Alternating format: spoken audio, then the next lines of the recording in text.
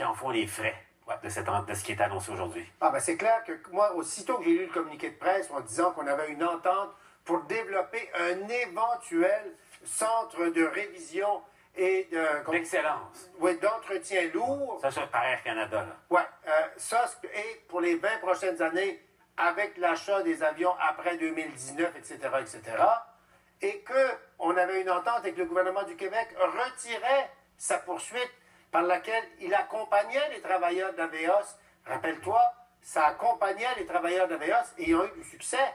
Même jusqu'en cours d'appel, ils ont gagné jusqu'à présent. C'est ça, parce que, puis pour bien comprendre, Jean, les travailleurs d'Aveos, c'est d'anciens d'Air Canada. Ils avaient créé une autre compagnie qui s'appelait Avios, et eux, ils entretenaient les appareils d'Air Canada à Montréal. Air Canada a fermé ça. Oui, mais ce qu'il faut comprendre, c'est qu'en vertu de la loi sur la participation publique au capital d'Air Canada, quand il y a eu la privatisation d'Air Canada, il y a eu 3 conditions.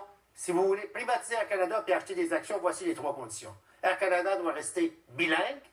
Air Canada doit garder son siège social à Montréal et Air Canada doit avoir 2 centres d'entretien ou 3 centres d'entretien, un à Montréal, un à Winnipeg, puis un autre dans la région de Toronto. Okay.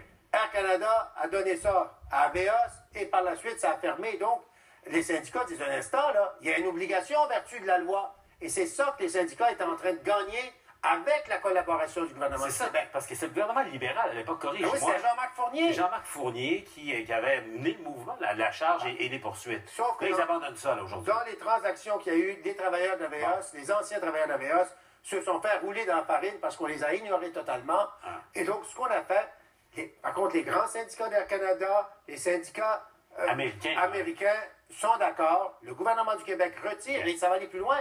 Le gouvernement du Canada va même modifier la loi sur la participation financière du public au capital d'Air Canada pour permettre justement de leur enlever cette obligation-là qu'il y avait au moment de la privatisation. Donc, il y a eu du marchandage en coulisses, là. Ah, ben c'est clair, mais ceux qui n'étaient pas à la table, qui se sont fait avoir, ce sont les anciens travailleurs d'AVEOS, tout le monde les laisse tomber. On s'est entendu l'entrevue qu'on a fait tout à l'heure avec Jean Poirier. J'en ai entendu quelques sections. C'est ça qui, lui, entre autres, vous allez voir, il est outré, là, et montre du doigt un ancien chef libéral qui aurait joué un rôle là-dedans. Écoutons ça, puis je vais t'entendre là-dessus, Jean. Oui. Daniel Johnson, qui est lobbyiste de Bombardier, qui est un ami du Parti libéral. Qu'est-ce qui se passe aujourd'hui? On a un beau deal, puis on abandonne la cause. On abandonne 2000 jobs. On abandonne du monde là, qui ont vécu pendant 3 ans. 3 ans. Ils se sont pas tous retrouvés des jobs dans le milieu aéronautique, ces gens-là. Là. On les abandonne. Air Canada, ça lui coûte quoi? 0. Alors, lui, il a raison d'être un beau maudit, là. Et Daniel Johnson, c'est lui qui est, c'est parce que c'est le gouvernement président Couillard a nommé pour présider la nouvelle entreprise là, qui gère les CCRI. Le CCRI, oui, l'entreprise dans laquelle le gouvernement du Québec a mis 1,3 milliard, le président du conseil d'administration, c'est Daniel Johnson. Donc, on convainc Air Canada de signer une lettre d'intention. Et là, est-ce qu'il y a eu un marchandage? Ah ben, il faut absolument, parce que quand Air Canada s'assure que le gouvernement du Québec se retire de la poursuite, ça fait partie du marchandage. C'est évident. Mais c'est drôle que les seuls qui n'ont pas été consultés là-dedans, parce que là, les grands syndicats internationaux, tout le monde a été consulté, sauf l'Association des travailleurs d'AVEOS. Eux autres, là, ils viennent d'être pris, là.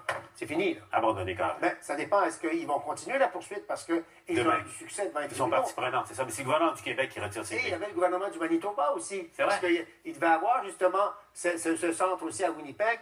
Je ne sais pas ce qui va se passer avec le gouvernement du Manitoba. Mais c'est clair qu'actuellement, les gens vont célébrer. Et chez Air Canada, ils vont célébrer. Mais ils vont rester encore soumis, et le ministre Garneau l'a précisé aujourd'hui, le bilinguisme, même si c'est l'endroit où il y a plus de plaintes parce qu'il exécute mal le bilinguisme, Air Canada va rester soumis à cette obligation de bilinguisme et il va rester soumis à l'obligation d'avoir le siège social à Montréal.